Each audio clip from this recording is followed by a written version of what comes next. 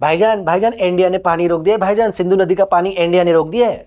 पानी सच में रोक दिया गया है। Imagine a river that sustains millions flowing through the heart of two nations. A treaty that's held firm for over 60 years, ensuring peace over water. But then, a brutal terror attack shakes India to its core. On April 24, 2025, India made a historic move. It suspended the Indus Waters Treaty with Pakistan. Never had this been done before. It survived the wars in 65, 71, 99, even the terror attacks in 2008 in Mumbai. But now, it's gone. Was this a bad decision? Or was India left with no choice? Aaj, we are going to be diving into the story of the Indus Waters Treaty, Pakistan's provocations, and why India's bold stand is actually a game changer. Let's get to the truth. Welcome to my Gaurav Ki Gatha. I am your host Gaurav, and ये है Indus Waters Treaty की गाथा। आज हम उस pact की बात करेंगे that's been a symbol of cooperation from India's side for sure, but not so much so from the Pakistani side. Recent events fueled by Pakistan's actions have reassured that Pakistan is a rogue state and has forced India to rethink this agreement. इसकी history बताऊंगा, ये भी बताऊंगा कि how Pakistan has tested India's patience time and again, and why this suspension is indeed a master stroke for India's security and has rung the death knell for Pakistan. साल है 1947 का, the partition of India and Pakistan. The Indus River system, one of the world's largest, was split overnight, and India controlled the headworks, the key to the water flow, while Pakistan relied on downstream canals. This was a ticking time bomb. In 1948, when India briefly halted water to protect its interests, Pakistan का रोना धोना शुरू हो गया, and they began demanding international intervention. The World Bank stepped in, mediating for 9 long years. In 1960, the Indus Waters Treaty was signed finally by India's then Prime Minister Jawaharlal Nehru and Pakistan's President General Ayub Khan. India, despite being the upper riparian state, agreed to a very generous deal for sure, which actually set back India's own fight for its water demands, prioritizing peace with its pokey neighbors over India's own needs. But Pakistan, they've still never fully appreciated India's goodwill. The treaty was a masterpiece of diplomacy praised globally. Even former US President Dwight Eisenhower called it a bright spot in a tense world. But to understand why India had to suspend it, we need to know how it works and how Pakistan has exploited it time and again.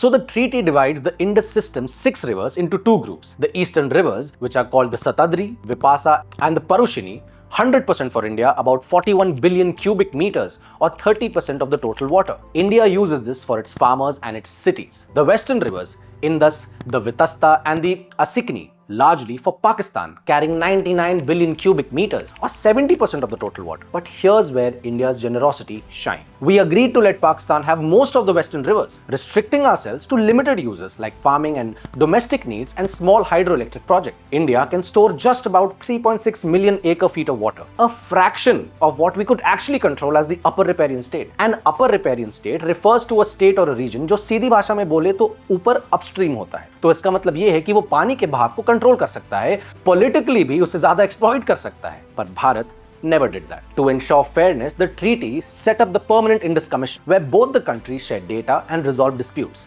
And if things escalate, a neutral expert or court of arbitration steps in, with the World Bank as a neutral overseer. India has always played by the rules, but Pakistan, they've repeatedly challenged India's legitimate projects. Think of it like this. India is like the big brother, sharing most of the family's water, even when it could keep all of it. But Pakistan keeps picking fights, questioning every dam India builds. Let's see how these disputes set the stage for the actual suspension.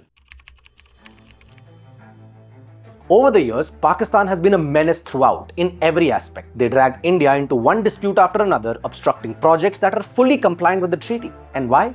Because Pakistan knows water is India's leverage, and they want to keep India on the defensive. 2007 में असिकनी नदी के बगलीघर dam को object किया, claiming it violated the treaty. A neutral expert ruled in India's favor after 1.5 years, proving India's designs were fair. फिर in 2013, Pakistan also objected to the Kishanganga Dam on the Vitasta River. A court of arbitration upheld India's rights with minor conditions. Each time, India respected the process, but Pakistan kept stalling our development in Jammu and Kashmir.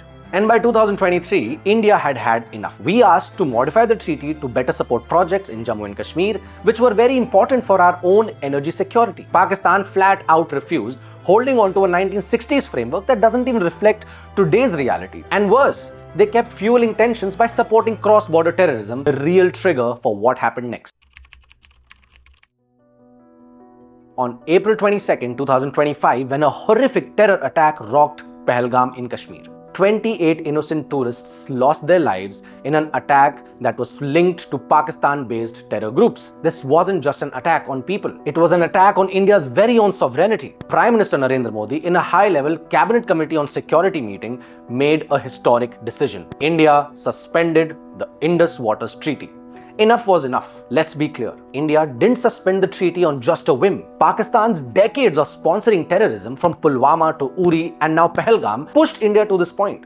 By suspending the treaty, India is sending a powerful message. We won't reward bad behavior with more generosity. India's move is very calculated. We are no longer sharing important hydrological data or guaranteeing minimum flows. Pakistan's on notice. Clean up your act or face the consequences. Simple as that. Pakistan obviously had to cry foul and called the suspension a violation of international law, even going to the point of calling it an act of war. But let us ask ourselves, who is really breaking the peace? The country defending its people or the one sheltering and nurturing terrorists? And why is India's move justified?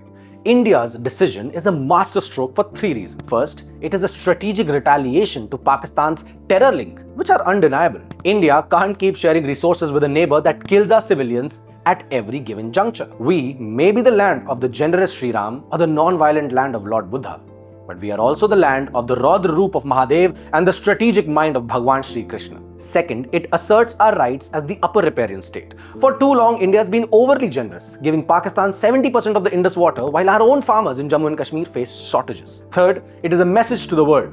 Do not poke the elephant. कहते हैं ना कि हम किसी को छेड़ते नहीं और कोई छेड़े तो उसको फिर छोड़ते नहीं. Now Pakistan's running scared because the western rivers are their lifeline. 90% of their agriculture depends on them, which makes up of 24% of their GDP. खाने के लाले पहले ही थे and now they're already facing a water crisis with levels 20 to 25% lower this year due to climate change. But whose fault is that? Pakistan's failure to build a storage infrastructure and manage water efficiently can't be India's burden forever. And now, World Bank के पास भी जाएंगे तो कुछ नहीं होगा. Their role is limited to appointing experts and not enforcing peace.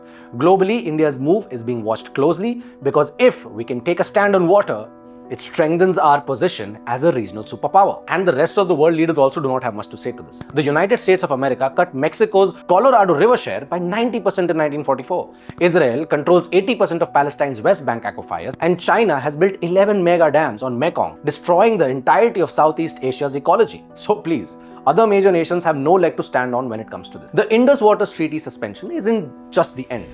It's actually a new beginning. India has shown the world we don't bow down to terrorism. बिना कोई bomb फोड़े, बिना गोली चलाए भी भारत पाकिस्तान को तबाह, बर्बाद और नेस्तनाबूद सब कर सकता है. The ball is now in Pakistan's court. Will they choose peace or push the region towards more conflict? Only time will tell. Finally, the Indus Waters Treaty was India's gift to peace. But peace requires two willing partners. Pakistan's actions time and again have forced India's hand, and now our response is a testament to our strength and resolve. What do you think?